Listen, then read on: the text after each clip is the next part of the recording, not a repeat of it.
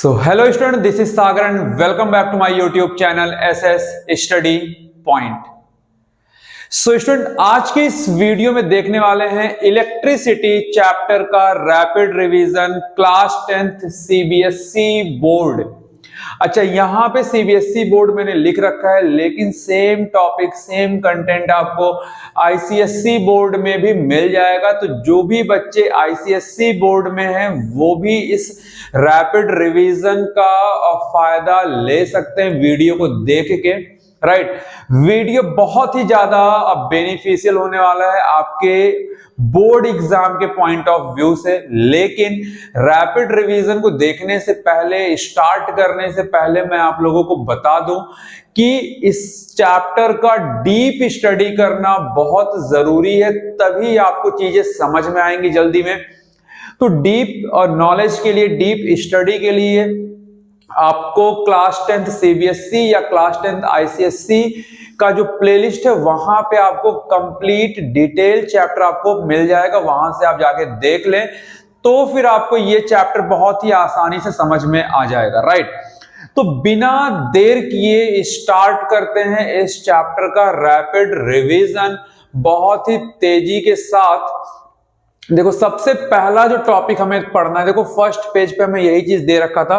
सबसे पहला जो हमें टॉपिक पढ़ना है वो क्या पढ़ना है? इलेक्ट्रिक चार्ज हमें पढ़ना है। सबसे पहला टॉपिक क्या पढ़ना है? इलेक्ट्रिक चार्ज हमें यहाँ पे पढ़ना है। राइट, तो देखो इलेक्ट्रिक चार्ज, सबसे पहले अगर हम चार्ज की बात करें कि चार्ज अराइज कब होता है बच्चे, तो देखो जब इलेक्ट्रॉन लूज होगा या फिर इलेक्ट्रॉन गेन होगा तब हमारा चार्ज क्या होगा? अराइज होगा। तब हमारा चार्ज क्या होगा?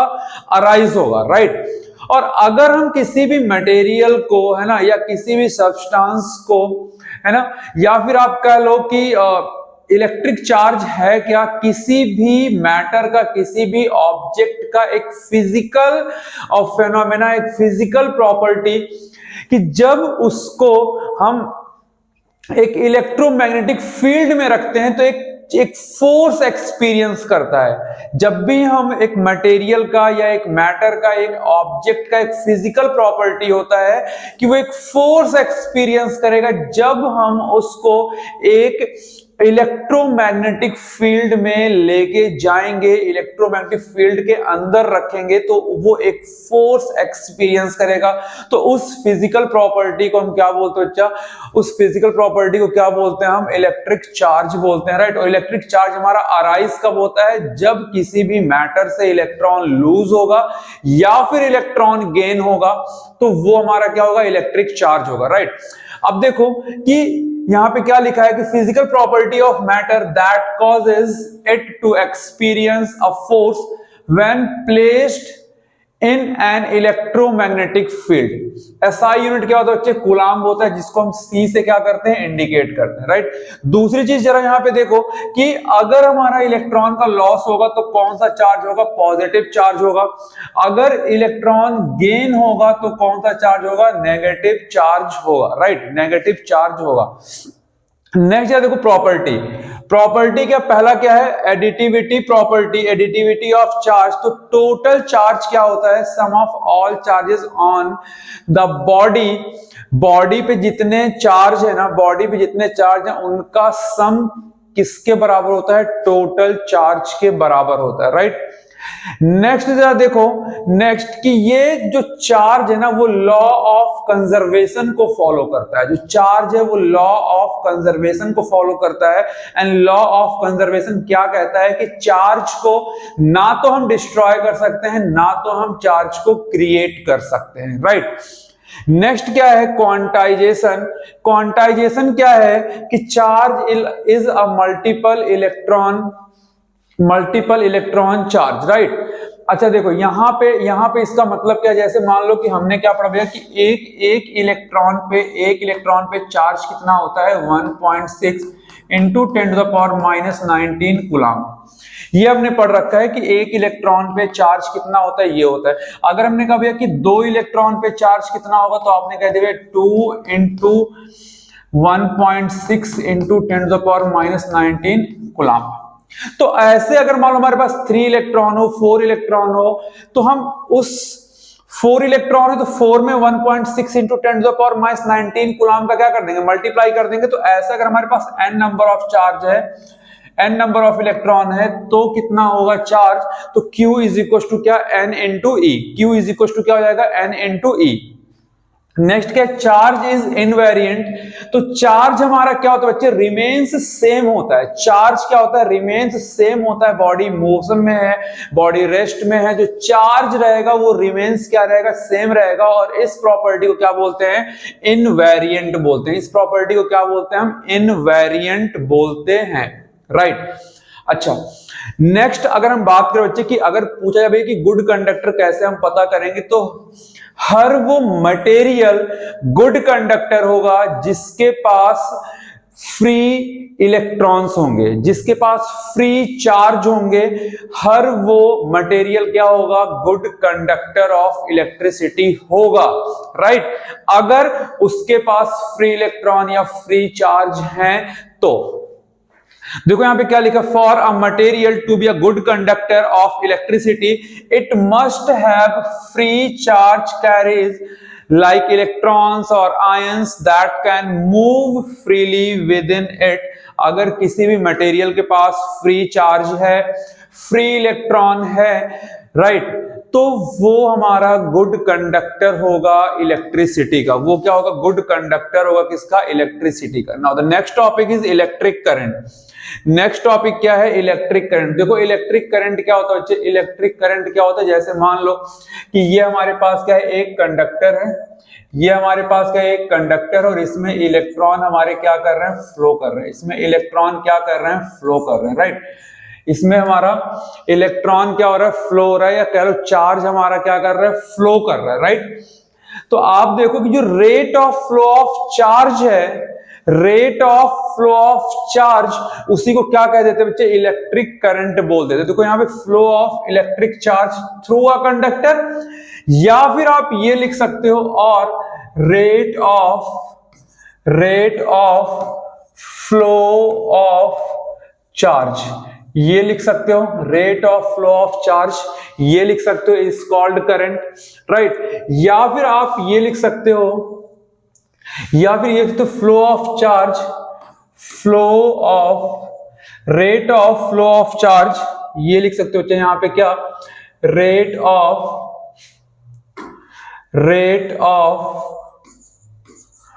फ्लो ऑफ चार्ज पर यूनिट टाइम, ये चीज भी आप लिख सकते हो, और इसको हम क्या बोलते हैं, करंट बोलते हैं, राइट। तो rate of flow of charge क्या होता है बच्चे, करंट होता है, राइट। तो अब देखो जरा यहां पे क्या बच्चा, हमने क्या बोला कि पर यूनिट टाइम में कितना चार्ज हमारा फ्लो कर रहा है, पर यूनिट टाइम में कितना चार्ज हमारा फ्लो कर रहा है, that is called current, right. तो rate of flow of charge is called current. Per unit time में कितना चार्ज फ्लो कर रहा है, दैट इज कॉल्ड करंट। और आप देखो यहां पे कि भैया इसका क्या होता है, कूलम, चार्ज का यूनिट क्या होता है, कूलम, टाइम का यूनिट क्या होता है, सेकंड, और ये क्या बन जाता है, एम्पियर बन जाता है। क्या बन जाता है, एम्पियर बन जाता है, राइट। तो करंट का ऐसा यूनिट क्या होता है, एम्पियर होता है बच्चे। करंट का ऐसा यूनिट क्या होता है, एम्पियर होता है। अगर आपसे कहता है कि 1 एम्पियर डिफाइन करो, तो आप देखो 1 ampere is equal to 1 coulomb upon 1 second, और यहां से आप क्या डिफाइन कर दोगे कि अगर 1 सेकेंड में 1 कूलम चार्ज फ्लो कर रहा है तो वो क्या होगा, 1 एम्पियर होगा। 1 सेकेंड में 1 कूलम चार्ज फ्लो कर रहा है तो क्या होगा, 1 एम्पियर होगा, राइट, 1 एम्पियर होगा। चलो आई होप कि आपको समझ में आ गया होगा, राइट। नेक्स्ट देखो अमीटर। तो अमीटर का यूज करते हैं to measure the current, right. Ammeter का यूज किस लिए हम करते हैं, करंट को मेजर करने के लिए करते हैं। अगर हमें बहुत स्मॉल करंट यूज करना है, मेजर करना है, बहुत स्मॉल करंट मेजर करना है, तो उसके लिए हम यूज करते हैं गैल्वेनोमीटर। क्या यूज करते हैं, गैल्वेनोमीटर यूज करते हैं to measure the small current. तो ध्यान देना बच्चे कि अगर अमीटर का यूज पूछता है आपसे, तो अमीटर का यूज होता है to measure the current. Galvanometer का यूज होता है to measure the small current, and then हमारे पास आता है वोल्ट मीटर। तो वोल्ट मीटर का यूज करते हैं to measure the potential difference between 2 point, 2 point के बीच में पोटेंशियल डिफरेंस मेजर करने के लिए क्या यूज करते हैं, वोल्ट मीटर यूज करते हैं, राइट, वोल्ट मीटर यूज करते हैं। इसका कुछ और चीजें जान बच्चा, अमीटर हमेशा सीरीज में कनेक्ट होगा, अमीटर हमेशा सीरीज में कनेक्ट होता है, सीरीज में कनेक्ट होता है, ध्यान देना, हमेशा सीरीज में कनेक्ट होता है।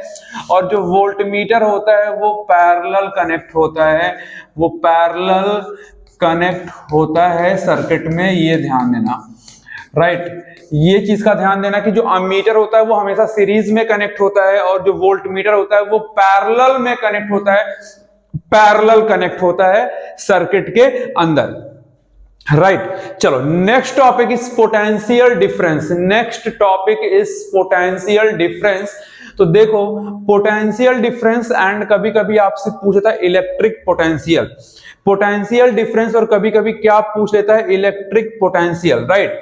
तो अगर हम यहाँ पे बच्चे इलेक्ट्रिक पोटेंशियल की बात करें, अगर हम यहाँ पे इलेक्ट्रिक पोटेंशियल की बात करें तो ध्यान दो, अगर हम यहाँ पे देखो फॉर्मूला, ऑल्दो फॉर्मूला क्या होता है, सेम होता है, फॉर्मूला सेम होता है। मान लो ये हमारे पास क्या एक फिक्स्ड पॉइंट है, ये क्या है, एक फिक्स्ड पॉइंट है, एक फिक्स्ड पॉइंट हमने मान लिया ए, और ये कोई इनफाइनाइट है, ये कोई इनफाइनाइट है। हमने यहां से एक पॉजिटिव यूनिट चार्ज को उठाया, एक पॉजिटिव यूनिट चार्ज को उठाया और इस फिक्स्ड पॉइंट तक हम लेके आए। तो यहां इस इनफाइनाइट से इस फिक्स्ड पॉइंट तक इस पॉजिटिव यूनिट चार्ज को लाने में जो हमने वर्क डन किया, जो हमने काम किया, उसको बोलते हैं इलेक्ट्रिक पोटेंशियल। ध्यान देना, मैं फिर से रिपीट कर रहा हूं, इनफाइनाइट से एक फिक्स्ड पॉइंट तक एक पॉजिटिव यूनिट चार्ज को लाने में जो हमने काम किया उसको क्या बोलते हैं, इलेक्ट्रिक पोटेंशियल बोलते हैं, राइट। लेकिन पोटेंशियल डिफरेंस क्या होता है बच्चे, यहां पे 2 नोन पॉइंट होगा, यहां पे 2 नोन पॉइंट होगा। मान लेते हैं कि एक पॉइंट हमारे पास ये है ए, दूसरा पॉइंट क्या है बी, 2 नोन पॉइंट हैं और एक नोन पॉइंट से दूसरे नोन पॉइंट तक पॉजिटिव यूनिट चार्ज को लाने में जो हम काम करते हैं ना, उसको कहते हैं पोटेंशियल डिफरेंस। तो इलेक्ट्रिक पोटेंशियल क्या होगा, इनफाइनाइट से फिक्स्ड पॉइंट तक लाएंगे, नोन पॉइंट तक लाएंगे। पोटेंशियल डिफरेंस क्या होता है कि दोनों ही पॉइंट नोन होते हैं, दोनों ही पॉइंट क्या होते हैं, नोन होते हैं, ध्यान देना बच्चे। तो एक नोन पॉइंट से दूसरे नोन पॉइंट तक एक 1 पॉजिटिव यूनिट चार्ज को लाने में जो हम वर्क डन कर रहे हैं, जो काम कर रहे हैं ना, उसको हम कहते हैं पोटेंशियल डिफरेंस। और पोटेंशियल डिफरेंस को मेजर करते हैं V से। मैंने क्या बोला, work done per unit charge, work done per unit charge, इसको आप कैपिटल Q भी आप लिख सकते हो। तो work done per unit charge, unit charge को, पर यूनिट चार्ज को एक नोन पॉइंट से दूसरे नोन पॉइंट तक लाने में जो हम काम कर रहे हैं उसको क्या कहते हैं, पोटेंशियल डिफरेंस कहते हैं। That is V is equal to W by Q, V is equal to W by Q। और इसका जो SI यूनिट होता है वो होता है वोल्ट। SI यूनिट क्या होता है बच्चे, वोल्ट होता है। SI यूनिट क्या होता है, वोल्ट होता है, राइट। SI यूनिट क्या होता है, वोल्ट होता है। अब अगर आपसे कहता है डिफाइन 1 वोल्ट, डिफाइन 1 वोल्ट, तो आप देखो हमने क्या बोला, work done upon charge, work done upon charge. तो अगर 1 वोल्ट क्या हो जाएगा कि अगर 1 कूलाम चार्ज को एक पॉइंट से दूसरे पॉइंट तक ले जाने में हम 1 जूल वर्क डन कर रहे हैं तो वो क्या हो जाएगा, 1 वोल्ट हो जाएगा। देखो क्या लिखा है, 1 volt, 1 joule of work done to move 1 unit positive charge between 2 point. एक पॉइंट से दूसरे पॉइंट तक 1 कूलाम चार्ज को ले जाने में अगर हम 1 जूल वर्क डन कर रहे हैं तो वो क्या हो जाएगा, 1 वोल्ट हो जाएगा। वो क्या हो जाएगा बच्चे, 1 वोल्ट हो जाएगा, राइट। चलो नेक्स्ट मूव करते हैं नेक्स्ट टॉपिक पे। अब देखो किस किस टाइप से क्वेश्चन पूछा जा सकता है, क्या क्या चीजें हमें ध्यान रखनी है। देखो फर्स्टली हमें चेक करना भैया, चेक करना है कि व्हाट क्वेश्चन इज आस्किंग, हमसे क्या क्वेश्चन पूछा जा रहा है और क्या क्या चीज हमें क्वेश्चन में गिवन है, वो सारी चीजें हमें यहाँ पे लिख लेना है। एंड देन हमें देखना है फाइंड फ्रॉम क्वेश्चन, और क्या हमें फाइंड करना है out of potential difference, work done and charge. इन तीनों में क्या चीज हमें गिवन है, क्या चीज हमें फाइंड करना है, वो हमें लिख लेना है, वो हमें लिख लेना है। देन एज पर रिक्वायरमेंट इन दोनों में से कोई भी फॉर्मूला हम यूज करेंगे एज पर रिक्वायरमेंट, राइट, या फिर हम ये फॉर्मूला यूज करेंगे, जैसी भी हमें क्वेश्चन में इंफॉर्मेशन गिवन होगी उसके अकॉर्डिंग हम फॉर्मूला यूज करेंगे। And one of the most important thing is कि हमें यूनिट नहीं भूलना है। सॉल्व करने के बाद हमें यूनिट जरूर लिखना है, अदरवाइज आपका हाफ मार्क्स कट जाएगा।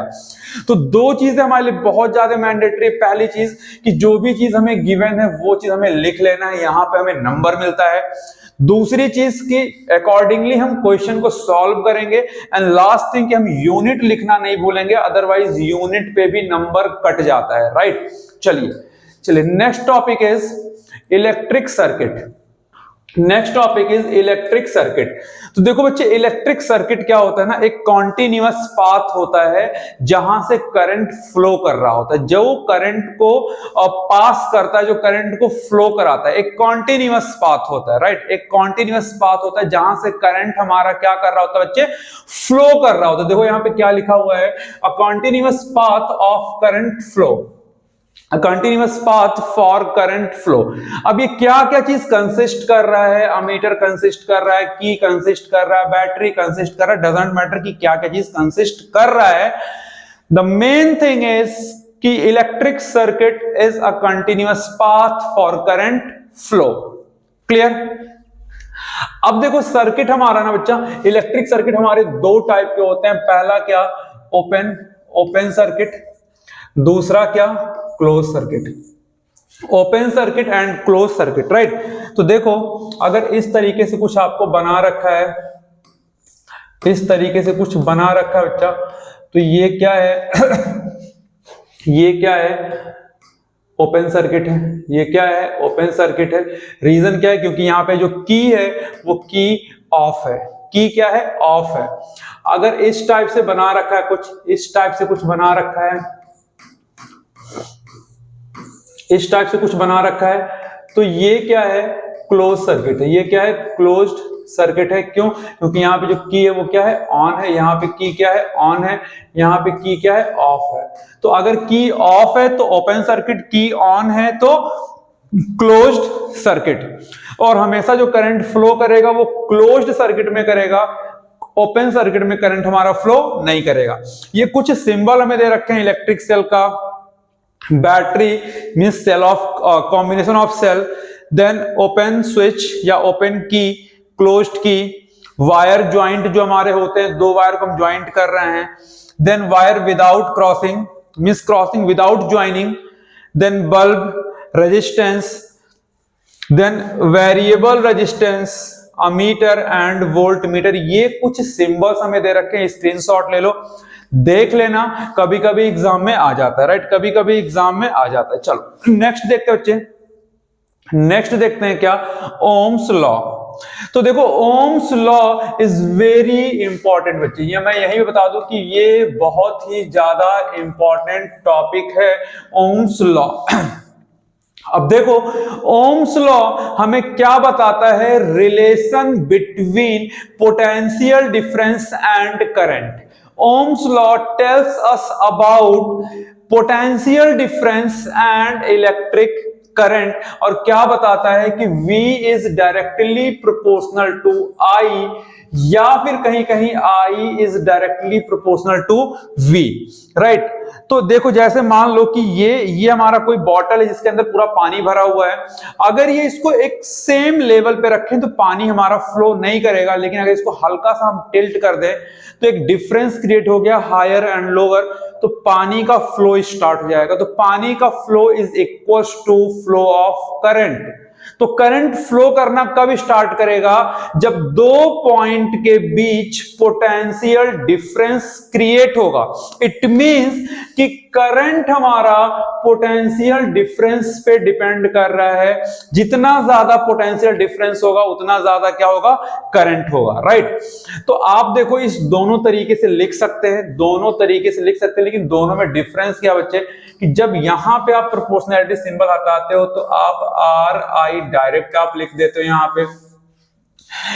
पे जब हटाते हो आप तो यहां पे 1/r लिखते हो और r हमारा इधर मल्टीप्लाई करके जाता है तो v is equal to I R हो जाता है। तो दोनों में से कोई भी आप लिख सकते हो, राइट। अब R क्या होता है? R प्रोपोर्शनैलिटी कांस्टेंट होता है। ये क्या होता है? प्रोपोर्शनैलिटी कांस्टेंट होता है, जिसको हम क्या बोलते हैं? रेजिस्टेंस बोलते हैं। जिसको क्या बोलते हैं? रेजिस्टेंस बोलते हैं। तो आप देखो यहां पे हम क्या बोल रहे हैं कि R क्या है? रेजिस्टेंस है और प्रोपोर्शनैलिटी कांस्टेंट है। तो R V और I पे डिपेंड नहीं करेगा। ये चीज ध्यान देना बच्चे कि जो R है, R V एंड I पर डिपेंड नहीं होगा, डिपेंड नहीं करेगा। ये चीज का ध्यान देना बच्चे, V और I पे डिपेंड नहीं करेगा। जो R होगा, जो रेजिस्टेंस होगा, वो V और I पे डिपेंड नहीं करेगा। V और I को कम ज्यादा करने पे रेजिस्टेंस पे कोई फर्क नहीं पड़ेगा, क्योंकि ये क्या है? कांस्टेंट है। ये क्या है? कांस्टेंट है, राइट। अब देखो रेजिस्टेंस है क्या मेरे बच्चे? रेजिस्टेंस है क्या? तो रेजिस्टेंस क्या करता है? सर्किट में करंट के फ्लो का अपोज करता है, राइट। देखो property of conductor that resist और oppose the flow of charge और फ्लो ऑफ करंट। किसी सर्किट में जो करंट फ्लो करता है, जो चार्ज फ्लो करता है ना, उसके फ्लो का, उसके मोशन का charge of flow of charge, flow of current को क्या करता है? रजिस्ट करता है, अपोज करता है, राइट। इसका यूनिट क्या होता है बच्चे? ओम। इसका यूनिट क्या होता है? ओम, जिसको हम इस सिंबल से इंडिकेट करते हैं। यूनिट क्या होता है? ओम, जिसको हम इस ओमेगा सिंबल से इंडिकेट करते हैं, राइट। चलो अब कुछ चीजें यहां पे हम देख लेते हैं, कुछ चीजें हम यहां पे देख लेते हैं बच्चे कि किस किस फैक्टर पे रेजिस्टेंस डिपेंड करता है। अगर V और I पे डिपेंड नहीं करता है तो किस किस फैक्टर पे डिपेंड करता है? तो ये होता है resistance is directly proportional to the length of the conductor. Length of the conductor ये इस पे डिपेंड करता है। पहला, लेंथ ऑफ द कंडक्टर। आप देखो कि एक छोटा सा यहाँ पे एक लेंथ है, एक छोटा सा रोड है, एक बड़ा सा यहाँ पे रोड है, बड़ा सा रोड है। यहाँ पे टूटे फूटे चीजें हैं, यहाँ भी टूटी फूटी चीजें हैं। तो आप देखो कि यहाँ से हम जल्दी निकल जाएंगे, लेकिन यहाँ पे टूटा फूटा कम है, हमें कम प्रॉब्लम होगा। लेकिन ये रोड बड़ा हो गया, टूटा फूटा ज्यादा है, तो हमें यहाँ पे ज्यादा प्रॉब्लम होगी। यानी कि जितना बड़ा रोड, जितना टूटा फूटा रोड, उतना ज्यादा प्रॉब्लम, राइट। तो R is directly proportional to length. दूसरा क्या है? R is inversely proportional to cross section area of conductor. R is inversely proportional to the cross section area of conductor. मतलब क्या है बच्चे यहाँ पे? मतलब क्या है ये जरा देखो आप। जैसे मान लो वेट चलो, जैसे मान लो कि यहां पे मैंने कहा भैया कि एक हमारे पास, ये हमारे पास वायर है, एक ये वायर है और दूसरा ये है, दूसरा ये है, राइट, दूसरा ये है। तो आप देखो क्रॉस सेक्शन एरिया बढ़ा दिया, क्रॉस सेक्शन एरिया बढ़ाया तो करंट हमारा यहाँ पे, चार्ज हमारा ज्यादा फ्लो कर पाएगा, चार्ज हमारा यहाँ पे ज्यादा फ्लो कर पाएगा। चार्ज ज्यादा फ्लो करने का मतलब रेजिस्टेंस कम हो गया, रेजिस्टेंस कम हो गया। यहाँ पे क्रॉस सेक्शन एरिया कम है तो यहाँ पे चार्ज हमारा कम फ्लो कर पाएगा।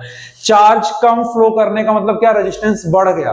तो हमें यहाँ पे क्या दिखाई दे रहा है कि जो रेजिस्टेंस है वो inversely proportional to cross section area, inversely proportional to the cross section area, right. Third क्या है कि देखो different material have different resistivity, है ना, तो हम रेजिस्टिविटी भी यहीं पे देख सकते। अच्छा, इन दो के अलावा तीसरा रेजिस्टेंस किस पे डिपेंड करता है, तो रेजिस्टेंस देखो, रेजिस्टेंस क्या होता है ना रेजिस्टेंस, तीसरी प्रॉपर्टी कि resistance is directly proportional to the temperature, directly proportional to the temperature. Temperature बढ़ाएंगे, काइनेटिक एनर्जी बढ़ेगी, पार्टिकल्स के बीच काइनेटिक एनर्जी बढ़ेगी, उनका मोशन तेज हो जाएगा, मोशन तेज होगा तो कोलिजन के चांसेस बढ़ जाएंगे और वहां भी रुकावट पैदा हो जाएगा, रुकावट बन जाएगा। तो resistance is directly proportional to temperature, temperature increase करेंगे तो रेजिस्टेंस भी हमारा इंक्रीज होगा, राइट। तो 3 पॉइंट ध्यान रखना। पहला पॉइंट क्या कि resistance is directly proportional to length of the conductor. दूसरा पॉइंट क्या बच्चे कि R is inversely proportional to cross section area of the conductor. And third point क्या है कि R is directly proportional to the temperature. ये equation number 1, ये equation number 2। तो from 1 and 2 we can write कि R is L upon A, directly proportional to L and inversely proportional to A।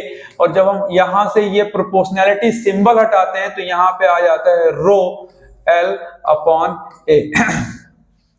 Rho is resistivity.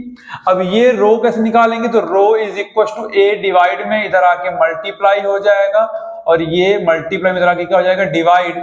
तो रो क्या आ जाता है हमारे पास R A upon L, जो यहाँ पे लिखा हुआ है already R A upon L। और रो क्या होता है, रेजिस्टिविटी होता है बच्चे। इसको क्या बोलते हैं, रेजिस्टिविटी बोल देते हैं, इसको क्या बोल देते हैं, स्पेसिफिक रेजिस्टेंस बोल देते हैं, स्पेसिफिक रेजिस्टेंस बोल देते हैं, ध्यान देना, स्पेसिफिक रेजिस्टेंस बोल देते हैं। रो को रेजिस्टिविटी बोल देते हैं, स्पेसिफिक रेजिस्टेंस बोल देते हैं। और अगर मैं इसका यूनिट निकालूं तो R का होता है ओम, एरिया का होता है मीटर स्क्वायर और लेंथ का होता है मीटर। यहां से ये कट जाता है, यूनिट क्या आता है ओम मीटर।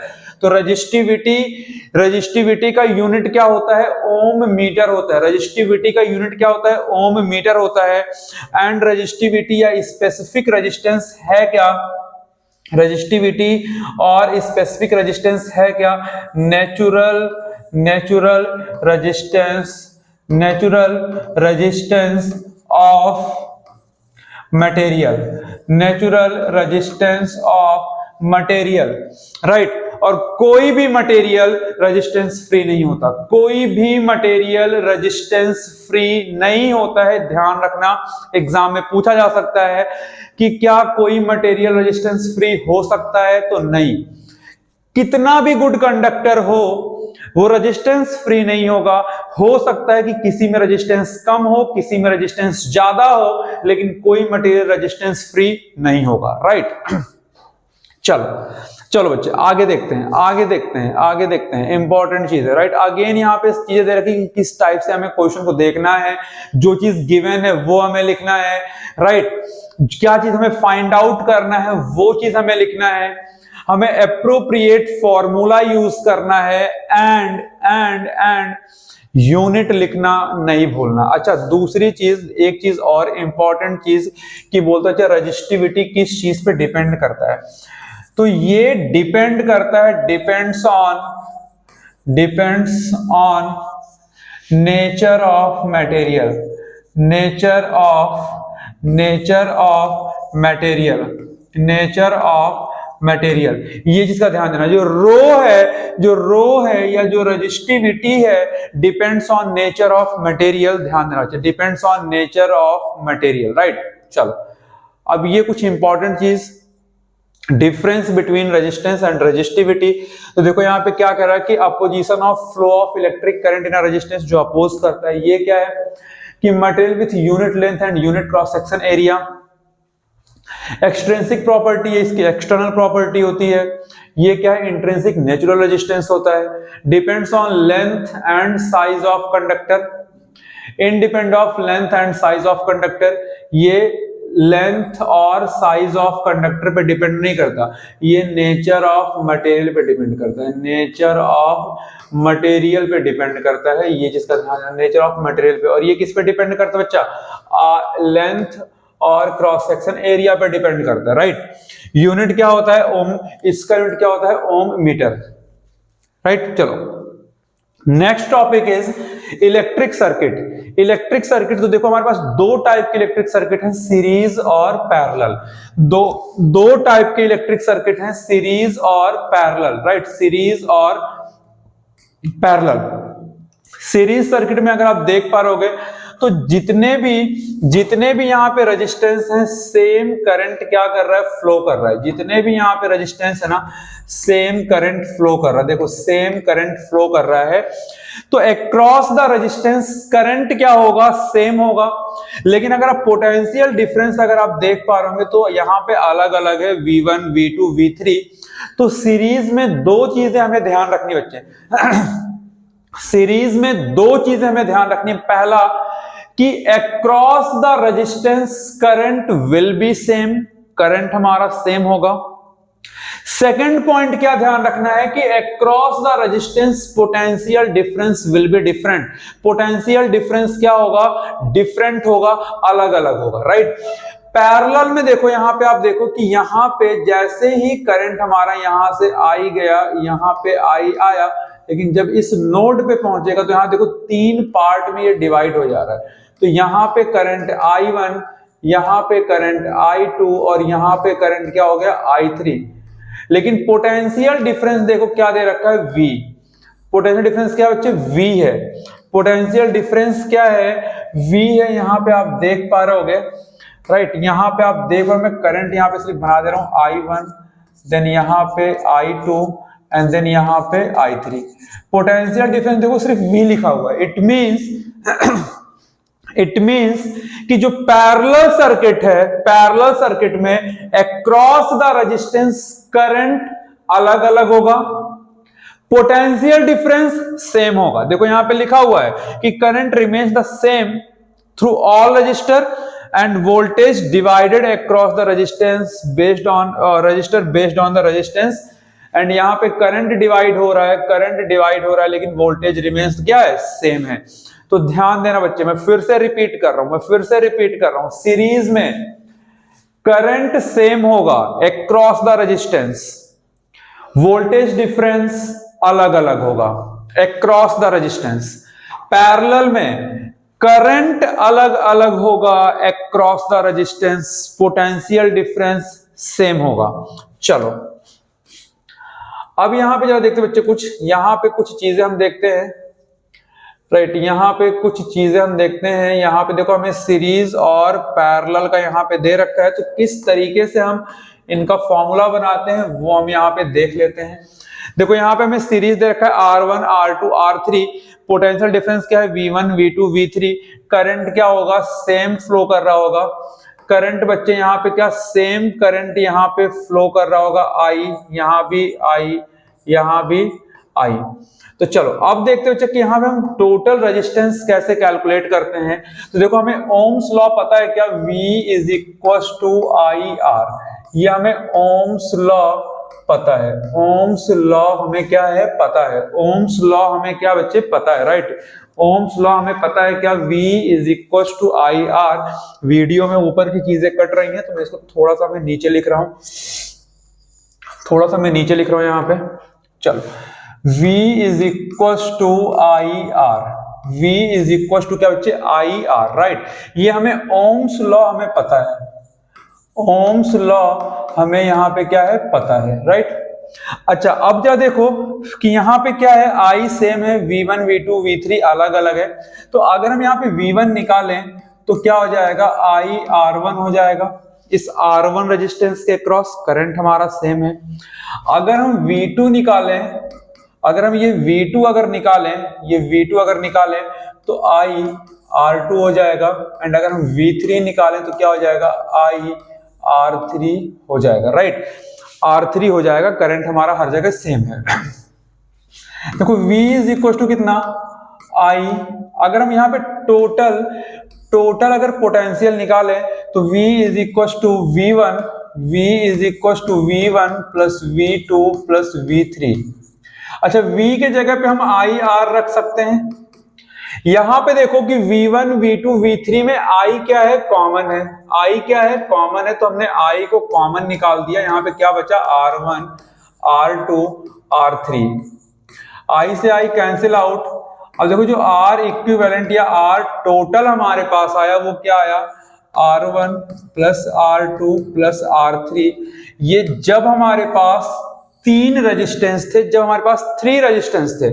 अगर ऐसे हमारे पास n नंबर ऑफ रेजिस्टेंस होते तब R इक्विवेलेंट क्या हो जाता, R1 plus R2 plus R3 plus dot dot dot Rn, right. अगर हमारे पास n नंबर ऑफ रेजिस्टेंस होते तब। अब आप देखो यहां पे डायरेक्टली हमारा रेजिस्टेंस ऐड हो रहा है, डायरेक्टली रेजिस्टेंस ऐड हो रहा है। तो जब मैक्सिमम रेजिस्टेंस की बात करें, जब मैक्सिमम रेजिस्टेंस की बात करेंगे बच्चे हम, जब मैक्सिमम रेजिस्टेंस की बात हो तो यानी कि जो सर्किट होगा वो सीरीज में कनेक्ट होगा, वो सीरीज में कनेक्ट होगा। जब मैक्सिमम रेजिस्टेंस की बात होगा तो सर्किट सीरीज में कनेक्ट होगा, ये ध्यान रखना। अब यहां पे देखो कि करंट हमारा अलग अलग हो रहा है। पैरेलल में क्या अलग होता है, करंट अलग होता है। तो V is equal to I R, ये तो हमें पता है। और हम यहां से क्या निकाल सकते हैं, I is equal to V by R, ये चीज हम निकाल सकते हैं, राइट। चलो, अब इस पैटर्न पे करंट अलग अलग होता, तो यहां पे हम करंट निकालेंगे, हम I1 निकालेंगे तो V तो सेम रहेगा और ये हो जाएगा R1। अगर हम ऐसे करंट I2 निकालेंगे तो V अपॉन कितना, R2। एंड अगर हम करंट यहाँ पे I3 अगर हम निकालते हैं यहाँ पे I3 तो क्या हो जाएगा, V अपॉन R3।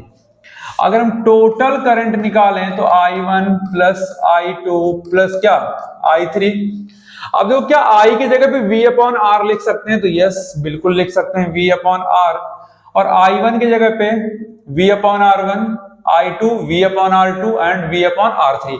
इन तीनों में जरा देखो V कॉमन है, V क्या है, कॉमन है, तो V हमने कॉमन निकाल दिया। ये क्या बचा, 1 upon R1, 1 upon R2 plus 1 upon R3। ये V से V कैंसिल आउट, तो 1 अपॉन R इक्विवेलेंट क्या हो जाएगा, 1 upon R1 plus 1 upon R2 plus 1 upon R3। 3 resistance के लिए। अगर हमारे पास n नंबर ऑफ रेजिस्टेंस होता तो क्या हो जाता, R equivalent 1 upon R1 plus 1 upon R2 plus 1 upon R3 plus dot dot dot 1 upon क्या, Rn। अब देखो यहां पे डिवीजन हो रहा है, यहां पे डिवीजन हो रहा है, तो जब भी डिवीजन होगा बच्चे, जब भी डिवीजन होगा तो हमारा कम रेजिस्टेंस निकल के आएगा। तो जब भी आपसे मिनिमम रेजिस्टेंस की बात करें, जब भी आपसे मिनिमम रेजिस्टेंस की बात करें, मिनिमम रेजिस्टेंस की बात करें, तो हमेशा सर्किट किसमें कनेक्ट होगा, पैरेलल में कनेक्ट होगा। किसमें, पैरेलल में कनेक्ट होगा। मैक्सिमम की बात करेगा तो सीरीज में, मिनिमम रेजिस्टेंस की बात करेगा तो पैरेलल में। आई होप कि आपको समझ में आ गया होगा। चलिए बढ़ते हैं आगे, बढ़ते हैं आगे बच्चे। Heating effect of electric current, heating effect of electric current. तो ये जूल भैया ने हमको क्या बताया था, जूल भैया ने क्या बताया था कि भैया जो हीट होता है वो डायरेक्टली प्रोपोर्शनल होता है इस करंट के स्क्वायर के। जो हीट होता है वो डायरेक्टली प्रोपोर्शनल होता है रेजिस्टेंस के, और जो हीट होता है वो डायरेक्टली प्रोपोर्शनल होता है किसके, टाइम के। और इन तीनों को मिला के क्या दे दिया गया बच्चा, कि जो हीट है वो is equals to, heat is equals to I square R T, I square R T, right, I square R T, right. ये टी हमारा यहाँ पे क्या है बच्चा, टाइम है। ये क्या है, टाइम है। ये टी क्या है, टाइम है, ध्यान देना, राइट।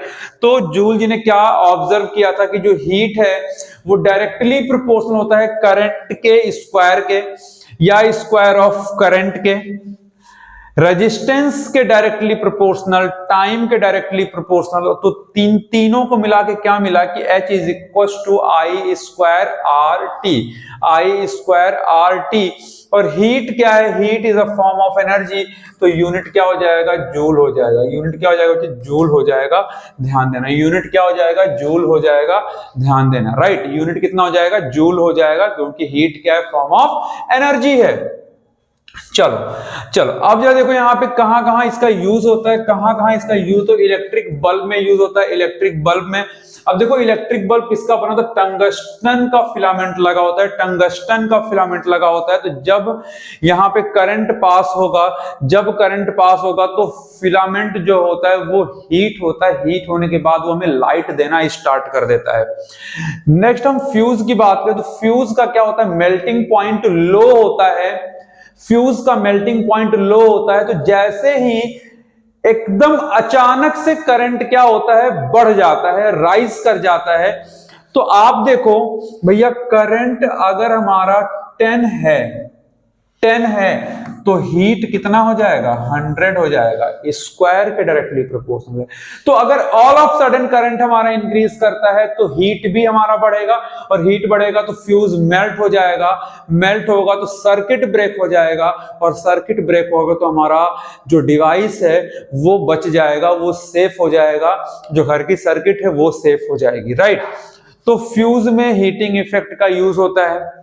देन इलेक्ट्रिक हीटर में देखो निक्रोम का कॉइल लगा होता है, ये सब चीजें भी पूछा जा सकता है, तो ध्यान देना। इलेक्ट्रिक बल्ब में टंगस्टन का फिलामेंट होता है, इलेक्ट्रिक हीटर में निक्रोम होता है।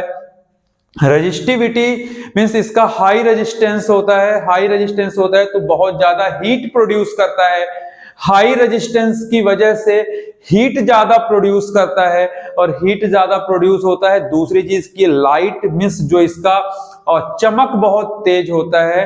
राइट, चमक बहुत लश्यरस बहुत ज्यादा होता है। राइट, तो ये चीजें, इतनी चीजें हमें यूज होती हैं, एप्लीकेशन है, ध्यान रखना बच्चे, एग्जाम में आ जाता है। चलो next and last topic is what, electric power. तो पावर क्या होता है बच्चे, rate of doing work. Power हमने क्या पढ़ा, rate of doing work, work power energy. 9th में क्या पढ़ा था, रेट ऑफ डूइंग वर्क। यहां पे इलेक्ट्रिकल पावर की बात करेंगे तो rate of doing work of any electrical appliances, कि कोई भी अप्लायंसेस पर यूनिट टाइम में कितना एनर्जी कंज्यूम कर रही है। कोई भी इलेक्ट्रिकल अप्लायंसेस पर यूनिट टाइम में कितना एनर्जी कंज्यूम कर रही है, कितना वो काम कर रही है। Right, that is called power, electric power of that appliances. Clear. तो अब देखो यहां पे इलेक्ट्रिक पावर, इसको हम P से इंडिकेट करते हैं, P, और क्या होता है, work done upon time, work done upon time. एक चीज ध्यान देना बच्चा कि work done, energy and heat तीनों बराबर होते हैं। वर्क डन, एनर्जी और हीट तीनों बराबर होते हैं, और तीनों का ही यूनिट क्या होता है, जूल होता है। तीनों का ही यूनिट क्या होता है, जूल होता है, ध्यान रखना बच्चे। राइट, चलो तो पहला फॉर्मूला क्या आ गया, P is equal to W by T, P is equal to W by T. अब देखो यहां से कैसे कैसे हम फॉर्मूला बनाएंगे वो हम देखते हैं, कैसे कैसे हम फॉर्मूला बनाएंगे वो हम देखते हैं। राइट, देन हम क्वेश्चन पे आएंगे। देखो हमने क्या पढ़ा बच्चे, P पावर क्या होता है, पावर क्या होता है, W बाई टी होता है, W बाई टी होता है, जो हमारा मेन फॉर्मूला है W बाई टी। अब देखो as we know कि V is equal to W by Q होता है। एंड अगर हम यहां से Q निकालें, सॉरी, अगर मैं यहां से W अगर मैं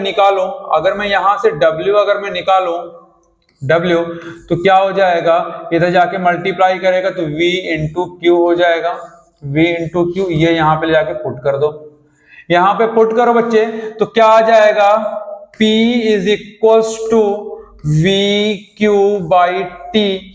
एंड यहां पे देखो ये Q बाई टी क्या होता है, I, Q बाई टी क्या होता है, I होता है। तो P इज इक्वल टू क्या हो जाएगा, वी आई एक फॉर्मूला, देखो डेरिवेशन नहीं आएगा फॉर्मूले का, लेकिन न्यूमेरिकल्स जरूर आएंगे, राइट। चलो अब देखो हमें पता है क्या v is equal to I R होता है, तो ये v की वैल्यू यहां पे पुट कर दो, तो p is equal to v के जगह पे हम आई आर पुट करेंगे, आई आर इंटू आई, तो p का एक और फॉर्मूला आ गया आई स्क्वायर आर, ये फॉर्मूला हमारे पास आ गया। देन थर्ड फॉर्मूला जरा देखो,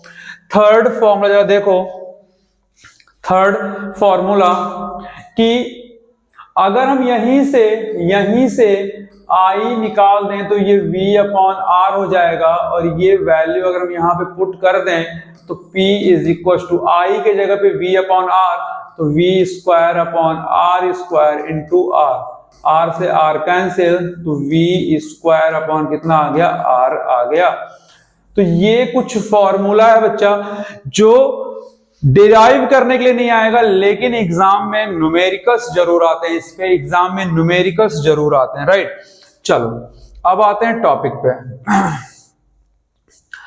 अब देखो कि यहां से और किस टाइप का क्वेश्चन पूछता है, और किस टाइप का क्वेश्चन की इलेक्ट्रिकल एनर्जी हम किस में मेजर करते हैं, हमारे घरों में या कॉमर्शियल जो यूनिट मेजर होता है वो किस में होता है, वो होता है बच्चा KWH, किलोवाट आर में मेजर होता है, इस चीज का ध्यान देना बच्चे, किलोवाट आर में मेजर होता है, इस चीज का ध्यान देना, राइट, किलोवाट आर में मेजर होता है, इस चीज का ध्यान देना। चलो अब यहाँ पे ना अगेन हमें वही चीज दे रखा है कि कैसे क्वेश्चंस आएगा, क्या क्या चीजें हमें ध्यान में रखना है, कौन सा फॉर्मूला, यूनिट, ये सारी चीजें हमें ध्यान में रखना है।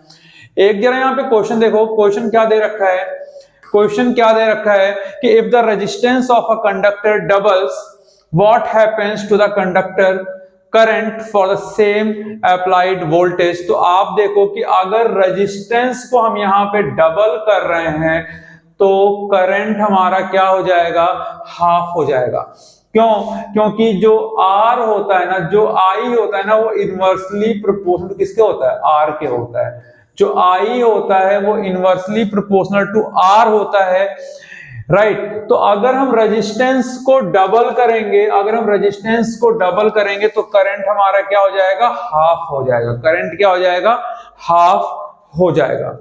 तो आई होप कि आपको ये वीडियो अच्छे से समझ में आया होगा, राइट। नेक्स्ट वीडियो में इसके न्यूमेरिकल्स के साथ मिलेंगे, इसके क्वेश्चंस के साथ मिलेंगे कि इस इलेक्ट्रिसिटी चैप्टर से किस किस टाइप के क्वेश्चन पूछा जा सकता है एग्जाम में।